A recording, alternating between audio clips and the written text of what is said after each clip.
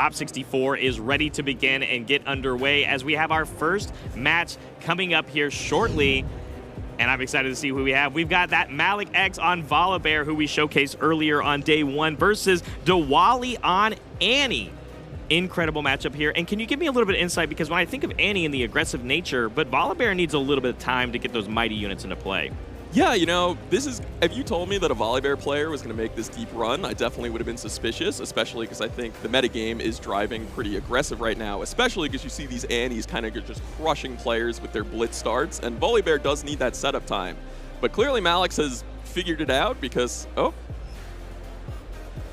yeah, absolutely. We're actually going to swap over to a different one. We've got Master Yi versus Victor. This is Gambit 01 versus Ghosty here going in, unless we swap back over. So yeah, okay, we're going to do the Volibear versus Annie instead, but I'm interested here because of this aggressive nature. We have Zon Warrens for game 1 going for Dhawally versus the Experience Climb from Malakx, and that I think is the scariest battlefield if I'm playing Annie, because I do not want the game to go longer than basically 8 points, because the deck is so good at getting that double conquer when you get to 6, and now we have to delay it a whole extra point. Yeah, I think you're right there, Barrett. That Aspirant's Climb is kind of the bread and butter battlefield for decks like Volibear. Just getting to push the game back just that one extra point, and Annie really is optimized to get exactly to 8 as quickly as possible. It can really change the texture of a game. And for everybody at home, this top 64 is still 50 minutes per round, and then still following the round procedures after time is called. So these players must still play at the same level they were playing yesterday, but the stakes are even higher because one match loss means you are eliminated from the tournament. Playing some catch-up, of course. Turn 1, we see obviously early on, we want a 2-drop from the Traveling Merchant, but we see the Iron Ballista come out on the other side, which is not a unit per se, but can get the job done when it comes to removing things. Yeah, I will say, every time I've seen Malakx put this Iron Ballista on the table, it's been incredible. And I think this is a big part of his game plan to kind of slow the game down and make sure he could do the late-game Volibear things. And even as you can see right here, Dhawally has to make the decision of, you know, I want to score my own early points, but if I put this Traveling Merchant into this battlefield, it might just get mowed down by the Ballista on the following turn. Absolutely. Thinking very early on here, you know, I think both of these players know that the stakes could not be higher in this first round for top cuts. As we go to the turn 2 here for Dhawally, we did go ahead and conquer into that Zon Warrens, get all the conquer effects of move and move abilities from the Traveling Merchant, going to discard and draw cards to our heart's content, and then with 3 of our runes, we're going to play this sneaky deckhand to immediately get the double conquer on turn 2, and that's exactly the pace that you need for this deck. Yeah, Dhawally just making the decision, hey, I'm going to put that pressure on. Maybe I'm going to lose some units to the Ballista, but they will have scored me points, and especially with the game going to 9, I think that's a great call. Oh, but here comes Falling Star. Yeah, the Falling Star's here getting a lot of mileage for at least removing both of the units off of the table. But it makes me wonder because you could have also just gotten rid of one of them with the Iron Ballista effect, right? Yeah, you know, that is an interesting play from Malakx. I'm guessing maybe he just didn't have another great option for the turn, and he was like, hey, you know, if I just Ballista down one of these units, I'm not going to get to take care of the other one, and then more points are going to be scored by Dhawally. This also does play around Flash quite well.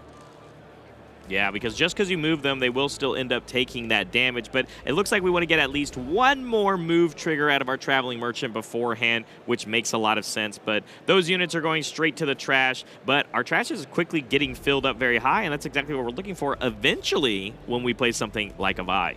Yeah, it is interesting to see Dhawally use a Flash there just for the movement trigger and the discard and draw. Kind of tells me that his hand is not ideal, and he feels like he really has to put something together to make sure to keep that pressure on. Because again, if he can put Volibear under the gun, Volibear is going to do some really powerful late-game things that he's just not going to be able to keep up with. Do you think Malakx feels a little under the gun? I mean, that Falling Stars was our only play for that turn, and it does recycle 2 runes to pay for its power cost, which is the opposite thing that Volibear does, which is ramping and channeling more runes. For sure. I'm guessing Malakx figures that if he can slow the game down enough, even if he's recycling some runes of his own, as long as Dhawally isn't scoring points, he feels comfortable with kind of keeping that pace and going into the later game together, but with the point score low, and that'll favor him. Absolutely. As for the turn back on the Dhawally, we are going to end up playing a very early Vi Destructive here, which, makes it a little vulnerable for something like another instance of a Falling Star. But with the Pouty Poro also coming in, we have set ourselves up for the double conquer, but keeping all 5 of our runes ready here for Malakx. We're going to maybe hopefully have some sort of tricks to slow down these conquer and get these scores off the table. But we have to deal with a 3-might Vi and a 2-might deflect Poro. Yeah, this is a very interesting game because I feel like both players' decks kind of aren't exactly doing the things they want them to do. And it's always interesting when you see more of a scrap and both players kind of like fighting on the lower side of their power spectrum. And I don't know that Volibear has a ton of cards they're looking to play on the opponent's turn. So I'm interested to see when Dhawally, decides to move for these battlefields, if Malakx is going to have anything to contest or his draw is just a little clunky. Yeah, off the top of my head, I can't think of anything aside from like maybe a Void Seeker, but again, still talking about the power cost, that does still have one, and it's just something you have to be constantly thinking about, the pace of which Malakx is going to accumulate runes and get further and further up, because at the end of the day, we can only start channeling with our Legend when we play mighty units, and you need to play 5 might units. Usually that costs a little bit higher than 5. Definitely, and especially if, if there is a Void Seeker or Hextech Ray or something like that, those are cards that Flash can get around. Now, I do think we saw Dhawally play that 1 Flash and then discarded a 2nd Flash to the Traveling Merchant, so there could be 1 left. So, much easier to start firing that removal off when the counters are in the trash. Resolving our stacked deck, 2 cards going to the bottom, of course. There was a stacked deck that was already played earlier this game as well, as we were playing some catch-up. But, just getting a lot of setup, finding the exact pieces we need here for Dhawally. Moving in with this Pouty Poro, which is, I think, the smartest one to move in first, because this one has Deflect if there may be some sort of trick from Malakx. Definitely, and even if next turn Malakx is going to decide, hey, I need to kill this Poro with the Ballista, that's going to cost a rune too, because that goes through Deflect just like anything else. And as you say, controlling the board is great, but eventually Malakx is going to have to, make his move and start getting some of his bigger units on the table, or he's just going to slowly bleed out. Yeah. Getting the Conquer here, which means we're going to get the Zon Warren's effect. Pitching a Gust makes sense. A lot of these units that Volibear plays are out of the range for Gust to work, at least when getting rid of theirs, but it means you are giving that up to maybe protect one of your own units.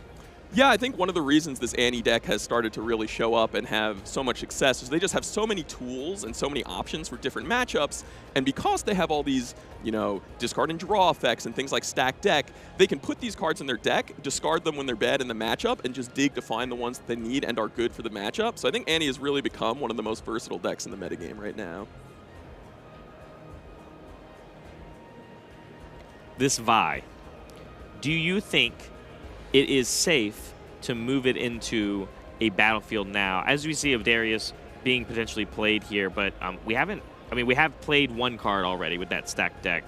The question, or we played 2. We had 2 double stack decks, so we've already played our 2nd card. The Darius won't get readied in any capacity. So when I look at this Vi, as we are now posturing with our trash, is there a safe number here that you think you would recycle to make it feel like this Vi can survive any sort of shenanigans? So a really important thing to call out about these single elimination rounds, the players are actually using open deck lists. So both of these players know the complete contents of the other player's deck list. So Dhawally knows, exactly what types of cards Malakx can have, and knows if there is going to be a Void Seeker or is going to be a Hextech Ray on the table. Now, if you know those cards exist and are in the deck, you can decide, hey, I'm just going to pump Vi around them and make sure that the removal's not going to get me. Whereas if it was a closed deck situation, you'd kind of have to make the judgment call, is it worth the risk, or am I just recycling my cards for nothing? And that seems to be exactly what we're doing. We chose to recycle 2 cards, getting Vi up to 5 might, which is exactly 1 over Void Seeker.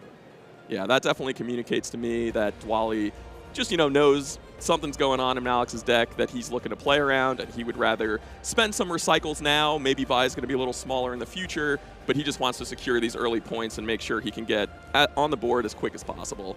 Yeah, we do see the Incinerate. I did see the flash of it in Malakx's hand here. So that one only does 2 to a battlefield, or unit at a battlefield, of course, which is enough for the Pouty Poro. But again, that pesky deflect cost that we're going to have to deal with anyway as this Vi moves in.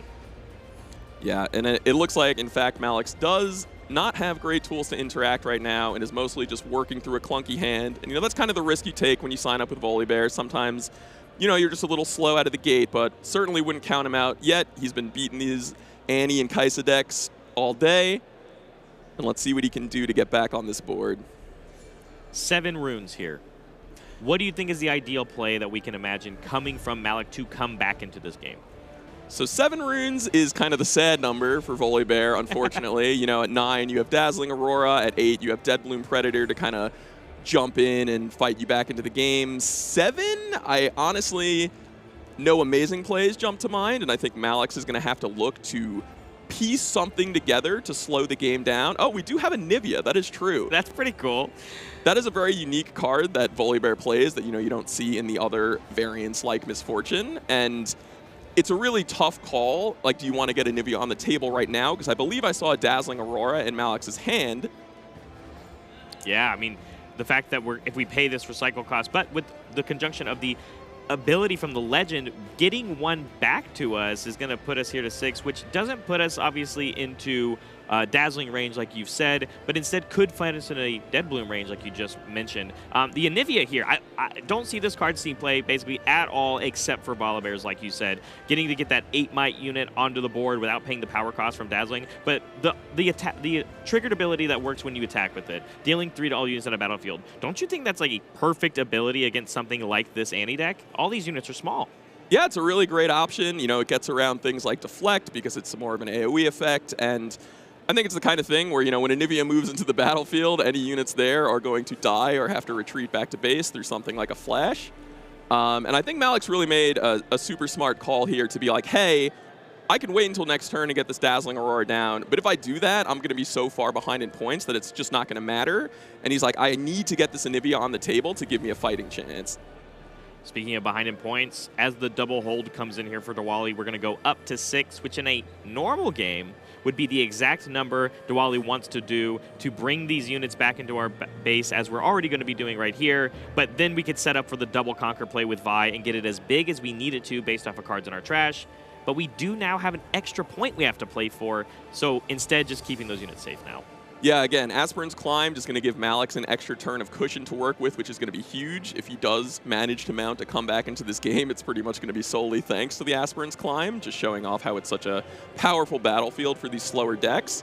But even though Dhawally isn't threatening the double conquer to 8 next turn, I imagine he's still got to love his position. He's got a ton of great units in play. He has Vi with a pretty sizable trash, and he kind of just has to pace his threats in a way to make sure he has enough to just keep overcoming a big unit or two, and he might be able to close this game out at 9 just as easily. It was as simple as move my units back pass. We didn't spend any of the runes we have access to even play something like Anti-Stubborn, to maybe recycle a spell back from our trash. We didn't do something like that. We're keeping so many of our runes up, but at the same time, if you're not really going to get any interaction from Malakx here, those, like, if you don't create a chain in any capacity, obviously a showdown might occur if this Anivia moves up. There's no instance for us to be using any of the cards in our hand.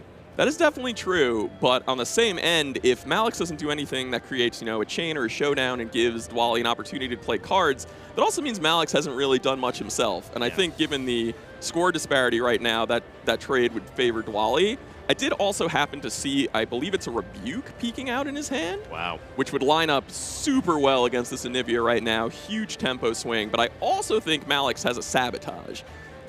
Yeah, it's going to be about the reads here. I can only imagine before you make any sort of decisions. We saw this a lot with set decks yesterday.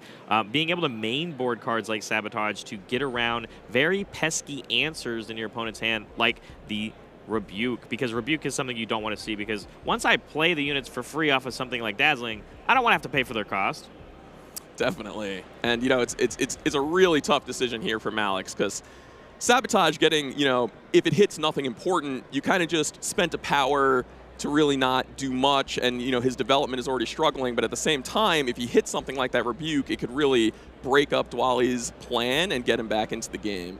Catalyst of Aeons to give us 2 more runes here, getting us very close, but we're just going to end up using one of the runes that we have for playing a Sabotage, just like you said, and now we have full information. That third Flash we do see here, and of course the Rebuke, but I mean, as we're kind of noting here, not a lot of cards to play with here for Dhawally.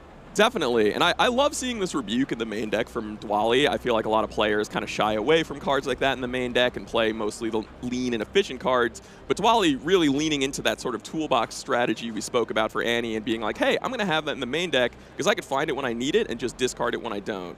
And a really important thing to note here is Sabotage does recycle the card. It doesn't put it in the trash, so now not even Annie Stubborn can get it back. Absolutely. But important to know, also, I brought this up a little bit yesterday, but I want to kind of pick your brain from it. Once you know all the cards that your opponent has access to in their hand, obviously we know that there was a sneaky deckhand and the flash there. That was a prime opportunity, at least if I'm Malakx. Oh, there's not a lot of that you're going to be doing next turn. At least not with units you already had to your disposal on the field. Yeah, it's interesting because we see Malakx hold this Anivia back here, and he could have gotten in there, he could have scored a point, gotten on the board, but I imagine he's thinking, well, if I put Anivia in, she's probably going to trade back, maybe even take down a Darius or a Vi with her, but then she'll be off the board. Dhawally will still be able to score the points he needs to score this round, and I think Malakx is going to look for more. Next turn is when he's going to make his power play and look to establish some really strong holds and attempt to just fully lock Dhawally out of either holding or double conquering for that 9th point. The Catalyst of Aeons from last turn actually makes a lot of sense now when we now play this Incinerate to get rid of the Pouty Poro that we brought up earlier this game, now with the runes to afford that deflect cost, but we can still set ourselves up to potentially slam down a Dazzling Aurora next turn because we did that channel. Definitely. We saw a really great sweat, Casanova and I, yesterday, where you know, you needed to flip a Dead Bloom Predator off of the Dazzling Aurora to stay in the game. I believe it was Malakx who did it. I can't remember for sure, but the Dead Bloom was hit, and we might see that same situation here again when these players are playing for their tournament lives. Absolutely. If Dhawally, at least with no other investment from the cards in his hand, of course we know that sneaky, or that deckhand is in our hand, so we don't have to put this Vi in danger for a double conquer, but that deckhand is going to be very easily killed off by this Anivia just on attack, not even through, you know, actually combating against each other. But this Darius is going to be a little more pesky, but if Dhawally wants to get up to 8 points this turn, I think that deckhand's probably coming into play. Yeah, and you know, the thing that I love about Vi is she is sort of the ultimate contingency plan. It's like the threat of the Vi is more valuable than the Vi itself. You don't use Vi until you absolutely have to. She sits there and she's just like, hey, when you need me, I'm going to be like a 12-mite unit with ganking to go in there and mess things up. And Dhawally just doing that perfectly, leaving Vi in the base, making sure she doesn't get threatened by removal, and keeping her to score that last point when the time comes. This is actually going to be a lot bigger. The draw for turn was Kai'Sa's Survivor. What an incredible draw, because it's an accelerated unit we can play right now, has an on-conquer draw that we're doing, and then the conquer ability from the Zon Warrens means that all of a sudden that level of mystique that Malakx knew almost everything that was in Dhawally's hand, and now all of a sudden we know nothing. Yeah, the speed at which the Annie deck churns through cards is very impressive, and you may think you know their hand, but their hand is going to change real quick. And Dhawally really doing exactly what he needs to do, knowing I'm just going to score my points, I'm going to make sure I have enough oomph to get through on the following turn for the last points, and we're going to have to see if Malakx can put together a powerful enough force on these battlefields to box him out. Because you know Dhawally currently doesn't have something like a fight or flight in hand, is it maybe the decision here where we have to not just swing with our Anivia to get onto the board, but whatever unit we may find, if it's not the Dead Bloom Predator, do we just have to overload one battlefield to deny, or no, because we have to contest both battlefields. The Darius hold point is enough to get us there. Yeah, point is at 8, not 7. So you have to clear both battlefields, which means we are, like you said, just looking for a Dead Bloom, either from hand or from the top from a Dazzling. Yeah, I believe Malakx has reached a point where he kind of can't play around anything anymore. Yep. He's like, maybe you have a fight or flight, maybe it would suck for me, but if I don't try, I'm going to lose. So my expectation is at this point, he's just going to shove everything he has at these battlefields and hope it's good enough. 10 runes to play with, which means Dazzling is all but basically everything that you have access to, which just makes me think, what are we going to still do about this Vi with us? Even if Dhawally loses the 2 units he has at these 2 battlefields, it's more cards in our trash to feed for this Vi, so that something like a Dead Bloom Predator with only 1 readied rune up that would be for Malakx if the Dazzling comes down, there's no tricks to help your Predator stay alive. That is true, and I mean, I think at this point, Malakx would have to just pray there's no ride the wind to back up this Vi, and that she'd only be able to take 1 of the giant battlefields. And really heads-up play by Malakx here, using the Iron Ballista on the Darius before moving in with the Anivia. So now the Anivia's attack trigger will be enough to finish Darius off, and this closes out windows for a fight or flight, but what it doesn't close out a window for is the 3rd flash, because flash is a reaction. And Dhawally's been holding on to that for a while, and it's going to pay him off perfectly to get Darius back into the base. Now the question here is that do you also target your Kai'Sa, bring it back? Because if there's one thing that you can do is if you get off of the battlefield, it means you're not contesting it. Dead Bloom can only be played at contested battlefields or, of course, places you already control. So it would force the Dead Bloom to then reinforce this Anivia. And yeah, as you can see here, hands on the head from Dhawally, that is exactly what he's thinking about. He's like, I know if I hold this battlefield, I win, but I know the one thing that really punishes me is Dead Bloom Predator, and he's got to think, based on the context of the game, the texture, the decisions that Malakx has made, is the Dead Bloom Predator in the hand? If he susses out that it's a Dazzling Aurora flip, is that a chance he wants to take? And, you know, this is making me think he actually doesn't have the Ride the Wind in his hand, because if he did, I think this would be a pretty easy decision, because Vi would just clean it up either way, but he is going to retreat that Kai'Sa as well. Well, we know he's been fishing for it. I mean, right, when the Sabotage was played, we had very full access. We did draw a bunch of cards and then discard, draw, discard. We're looking for it, but if you're right, if we don't grab it off the top, then a double conquer play is not something that we're going to do. Looks like the decision is to pull back that Kai'Sa and not have any of the contested battlefields now. Yeah, and I think this was just a great play by Dhawally at the end of the day, because I think he's saying the only thing I could lose to from this position is a Dead Bloom Predator that kind of snowballs the tempo against me, and he just doesn't want to put himself in that spot, so he's going to play it a little more conservatively, pull that Kai'Sa back. Fire off a Void Seeker on Anivia, I imagine just to see another card and keep digging for that Ride the Wind. It doesn't look like the Anivia is actually going to be taken off the table. It's an interesting interaction, too. One of the things I do love about this game is that even though we used that flash at reaction speed, the showdown still occurs for an action-timed spell like Void Seeker to exist once the focus still gets past you. The showdown happens even if you don't have a unit there. And I love being able to still use cards like Void Seeker for that cycle draw, even if you don't get the full effect of it. For sure, and that's one of the core strengths of Annie with that Darkchild Legend. You get to ready 2 runes. Other decks kind of have to decide, do I want to play for tempo on my turn or hold up tricks on my opponent's turn? Annie just gets to do it both. And I think that's a lot of why she's been seeing success. I sure would like to play a deck that has plays on multiple facets of the game, right? It's not just about playing on my turn, it's about playing a lot of the time on your opponent's turn as well. And now Malakx is going to have to decide, what can I do to stop the win next turn? It looks like he's decided his best option is slap a Kadrigan down into this battlefield to go alongside Anivia and hope the 2 of them can hold on against these big numbers that are going to be coming in from Annie next turn. Channel our bonus room because it is a mighty unit. It's going to draw us 2 cards because it does include itself when it comes into the battlefield, or in play, I should say. So drawing 2 here, are we fishing for anything in particular you think to stay in this game? Yeah, so the one card that I think that could potentially help Malakx fortify this hole is, I believe it's called Stormbringer. It's the spell that gets reduced by the greatest might among units you have. You still have to pay a power for it, but effectively from an energy point, it would be free.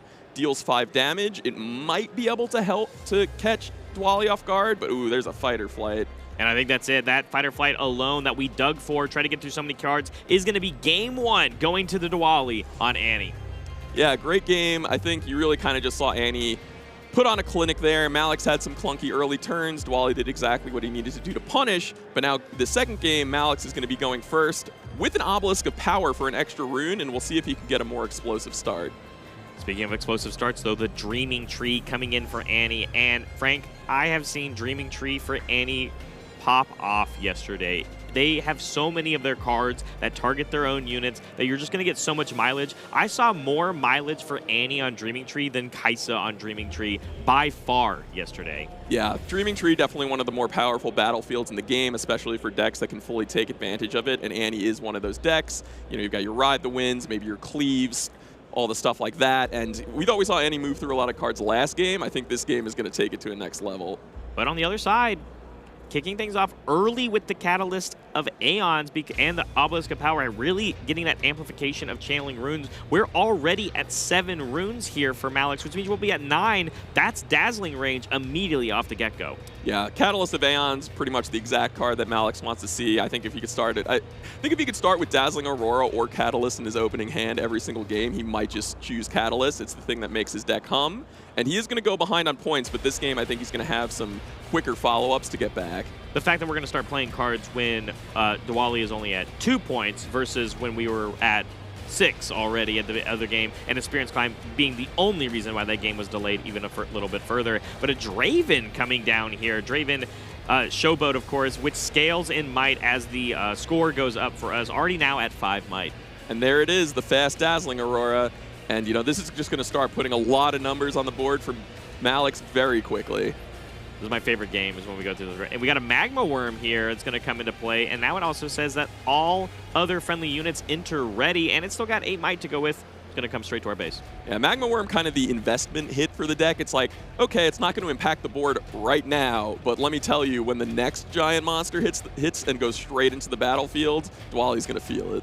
It even fixes the weakness of what I would say of Dazzling Aurora decks is when you draw the units into your hand. It allows you to still play them, and it's as if all of them have a free accelerate to go with them as long as Magma Worm is still on the board. Yeah, and it'll be interesting to see what Dhawally does this game when, there's kind of a little more contention. Last game, we kind of got to see him score points for free, move out in his own time, and now he's going to have to play that back and forth of when do I want to pick my spots, when do I want to sacrifice these units to score. Double hold here for up to 4 score on Dhawally. We still have the Draven, of course, back at home. Can only imagine just the double retreat here, or double go back to base. And including with this Traveling Merchant, want to start cycling through more cards. That was the success that we had in Game 1. We want to still do it here, obviously, in Game 2. Definitely. And I love the Draven Vanquisher here from Dhawally. It can get big enough towards the end of the game that it can actually go toe-to-toe with some of Volibear's strongest units just by itself. Yeah, already up to 7 now as we have 4 points. But the Poor is going to come back. We did end up pitching a Ride the Wind saying, well, I won the game last time without it. I don't really think I need this. And then, of course, Annie Stubborn can come in at any point and help pick that up. Yeah, that's the great part about Annie Stubborn. I feel like there are a lot of games where you don't play it, maybe Dhawally keeps it in the champ zone, but it's kind of is just there as the insurance where it's like, maybe I did discard one of my key pieces early, but I can just get it back whenever I need it. Darius Trifarian coming down here, and we're just going to pass the turn. No need to play a second card, obviously, because we're already doing very well on our own in the board state. As we move all of our units back to our base, we're going to pass it back to Malakx. But now this is the time for Malakx to stabilize. What kind of units do you think we're looking for here? Open battlefields. This is your time to really get onto them, but how do you keep them? So I think this is really the point where kind of almost any of them will do. As long as Malakx is playing a unit that, costs 8 to 10 energy and then putting a unit that costs 8 to 10 energy in off of the Aurora, he's going to be happy. He does have that Volibear in the zone, and I believe he's at 10 runes. Yep, and there it is. Yeah, the Volibear Furious coming into play here, which is going to be very nice because this helps even with more removal as it attacks, and that Deflect 2 being very pesky to be over-costing things like Fight or Flight on the other side of the board. Definitely. Getting our channel, of course, from our Legend ability, and we still have a Dazzling proc that we're going to have, and of course, it comes in ready, and that's so nice because we're going to be able to contest both battlefields here, but just keeping them at home instead, and here comes Anivia, again, being able to have some removal if Dhawally wants to go to that 6 points, which we know that's what his deck wants to do. Yeah, and Malakx really, really got to respect his patience here. I feel like a lot of players might think, oh my god, I'm behind on points. If they score again, it's going to be 6-0. I need to get this Magma Worm in there or this Volibear in there just to get on the board and try to contest. But I think he knows that the Annie deck has so many tools to just come over the top of a one big unit or two that he's just gonna buckle down and try to turtle up on a following turn where he has more agency over how the combats will go. I think it's really important here that Dhawally still has access to this Pouty Poro and this Traveling Merchant because these are the only 2 units you feel like you have to put at risk at this moment, keeping things like the Darius and the Draven, the brotherly duo, for when you need to actually go through and break through all these units that we know Malakx has to put on the battlefields next turn. Yeah, Barrett, I think on Dhawally's next turn, we are going to see a clash of the Titans where, the Noxus brothers are going to go fight the monsters of the Freljord and see who comes out on top. That's my favorite as our players are going through motions and getting effects through as they are basically setting up for this giant battle, as you said. It's very Noxus versus Freljord is what it feels like specifically. I'm super excited going forward in Spirit Forge that someone can play Darius, the Legend, and in 2v2 they can play it right next to their brother Draven coming out in Spirit Forge. So I'm excited to see stuff like that. But of course, what we have right now is how much might can Dhawally posture and put up going into next turn because there's a lot of units on the other side. Yeah, I think a really important piece for him is going to be if he could find a Vi to put on the table because Vi kind of, represents the biggest number that you could have. And it doesn't look like there's one here now, but it's possible he could also be keeping it safe in his hand to play around something like a Falling Star and combine it with a Ride the Wind on the following turn to get the job done. passing with all of our runes still ready here for Dhawally. Going back to Malakx. What do you think is going to be here? So I think Malakx is right back in the position he was in the first game, where he's out of options to play around things, the patience has to end, and this is the point where he has to make his move into the battlefield and try to establish that hold. And it's going to be tough, but I've learned not to count this Volibear deck out. They can turn games around from 6-0, 7-0, and win in the end. Anivia being moved up to contest the Obelisk of Power against the Pouty Poro. And yes, the Anivia ability that says when I attack, it'll deal 3 to all of the enemy units here does get around the deflect. So now it is up to Dhawally if he wants to play a reaction speed spell or action, or it has to be a reaction because of the attack trigger. But we do have the flash, which is going to bring back the Poro and the Traveling Merchant. We'll get the move trigger as well, immediately conceding the other battlefield, though, with it. Yeah, I think you could see from the board that either that Volibear or Magma Worm would just come in and chomp the Merchant anyway, so getting it out of there, getting some hand smoothing, and I will say, I think I just got a pretty good peek at Dhawally's hand, and it looks diabolical. I think there's a Fighter Flight, I think there's a Rebuke, just a ton of these really strong Chaos cards that just line up perfectly against the giant monsters. It almost looks like kind of like the writing on the wall then, if that ends up being the case. But you're right, I don't want to sell Malakx out because I think we can see some massive units. I think of like, you know, the giant 12-cost Volibear that could potentially be in this deck just for us to have extra might on the board. It has shield, but of course, without deflect on that unit, it is susceptible to things like Rebuke, so you have to constantly be putting up enough threats to get through it. Yeah, it'll be interesting to see. I'm sure Dhawally, if he thinks he can go for it and he has to sack all his runes to do it, he will. I think he would, but Malakx really just thinking, how can I get as much might on this board as possible, play around as many tricks as I can. He's got a pretty handful of cards and still has that Aurora flip on the table.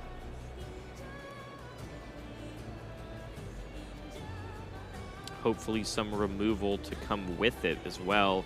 I think that's going to be one of the key pieces here, is just totally reducing the amount of might that you have to worry about on defense. We saw Falling Stars in Game 1. It would get some of the work done here. Dead Bloom Predator from hand going to support the Anivia. Extra deflect on here makes it a little bit harder to choose, of course. Of course, we have a lot of runes on Dhawally's side, but with the channel going to come through here, 3 extra readied runes for Malakx. That is enough to still play something like that Falling Star. Yep, double the might on the battlefield real quick, get your number as high as you can, and see what else you can do to trim down Dhawally's board. Thing 2, there is the Falling Star from hand as we recycle, and we were going ahead to pick up the 3rd one because we just want to get rid of as much as we can here. The Draven, incredibly out of range, as we are now at 9 might for it, and the Darius would require both of those triggers. Yeah, one of my favorite parts about the ebb and flow of a Riftbound game like this is both players spent the early turn building up their runes, getting the high energy count to play their powerful cards, and now they're burning it all down for the powerful power cards to close it out. Yeah, here we have a Sabotage for the last rune that Malakx is going to play, and he basically looks and sees every spell and trick that's going to be coming from Dhawally. I think the biggest thing to note here is that there's not a Vi. It is only these tricks like Rebuke and Fighter Flight. Those 2 would be currently enough to move the current 2 units off of the battlefield to go for a double conquer play with his 2 units on board. But we still have a couple of units that Malakx is to make the decision on where to assign based off of what we recycle here. That's a great call, Barrett, and I think, you know, Malakx does see that hand, sees there is a ride to win, and is like, okay, if a Vi comes, I'm just going to lose, but there is no Vi right now, so instead he's going to fight against what he knows, get rid of the Rebuke, and hopefully give him a fighting chance to hold on to one of these battlefields. Not moving up our other 2 units. Instead, here comes the trigger on the Dazzling Aurora, a second Dead Bloom Predator coming into play to reinforce with those other ones. And it's nice because it's double deflect unit and an 8 might body across for all 3 of them with the Anivia. Yeah, Malakx really staking his claim, saying, I don't think you could break this battlefield, and I'm going to keep these other 2 big units in the back because I think I'm going to get another turn and use them to fight for the other one. Absolutely. I hope that is the case. Of course, there's a draw, and now a stacked deck that Dhawally does have access to hopefully find what he's looking for to maybe break through. I also just wonder, obviously I can't see how many cards are in the trash right now, but even if something like a Vi were to come through, you finding it off the top with the stacked deck, do we even have enough cards in our trash to contest the amount of might that's going on at this battlefield? It is hard to tell exactly how many are in there right now, but we do have Draven currently at a 9, Darius easily representing 7. The Dead Blooms and Anivia are quite large, but that's only 24. It doesn't take too much more to get over that hump, especially because we know there's at least a fight or flight coming in here from Dhawally. Yeah. We're going to go ahead and use it right away to send back, I would assume, the Anivia. They're all the same might, but that one doesn't have deflect, so you don't have to pay the extra cost on it. Yep, Anivia goes back. And this might be a spot where we really see Annie Stubborn shine to come in and rebuy that effect. Yeah, that seems to be the play here. Annie Stubborn going to pick up, hopefully, that one, as we will be able to afford it. Uh-oh, and I think the math is lining up quite well here for Dhawally, because with Draven at a 9, Draven can just take down a Dead Bloom Predator 1v1, and then Darius could potentially go to the Dreaming Tree to score the other point and end the game. Yeah, got to pay that deflect cost, so we're going to recycle with the bonus. And so with that being played as well, Darius even gets an extra 2 might going to the 7, and it would ready if it was exhausted. But yeah, the Draven being over the top, there has to be some sort of free trick, something. You mentioned Storm Surge in game 1. That'd be the only thing I can imagine right here to help solidify staying into this game. Yeah, and I think Dhawally's realizing that right now. He's deciding, hey, is there any opportunity for me to play around this? But it looks like he's kind of committed to this line, and we'll see if he goes for it. He could decide, hey, I need to cut my losses and be patient here. And this is, this is the spot where you really got to big think, because these games matter a ton. Whichever player loses this match will be out of the tournament. So this is not where you want to be hasty and just try to clinch what feels like a win. Yeah, absolutely. You have to be incredibly smart here. And with our 2 extra readied runes as well, if we did still have the ride the win, we could find a world where oh my goodness, with the extra cost, it does end up being free as well. And there it is. Yeah. This is exactly what Malakx needed to have a fighting chance still in this game. I believe it's Sky Splitter. Yep. Sky Splitter is reduced based off of the highest might total you have, and we have all the might in the world. And this is now threatening to contest that, and you would need an extra unit basically now if they still trade with each other. Yeah, so the Sky Splitter won't be enough to just take the Draven out. Yeah. The Draven and the Dead Bloom Predator would both die and go to the trash here. Dhawally still has Darius ready to go, and I believe is maybe holding on to a Ride the Wind, so we'll have to see how this combat goes, and Dhawally might still be able to sneak both battlefields in the end. Yeah, we could Ride the Wind that Annie or even just the Darius over afterwards on the Conqueror, but that means there could potentially be another answer to the Darius, but this is a 7 might Darius. And there's the Conquer point going to 7. Ride the Wind here on the Darius. There's the handshake. Game 2 and the match going to Dhawally on Annie. Yeah, really, really amazing showing from Dhawally. He played that Annie deck to perfection. And you got to give big props to Malakx, too. Super deep run with Volibear. I believe he locked up that Metal Legend, which, Absolutely. That's a great consolation prize. So I'm sure he's really happy with his performance. And anytime I saw him on camera, he was playing great. Yeah, I mean, the fact that there's representation for all the Volibear players across the world here at our Houston, Texas regional qualifier. And he's going to go home with that metal one, so I hope to see him sporting that metal Volibear in the future even, because obviously that legend is not going anywhere. It's going to be incredibly powerful in the future as well.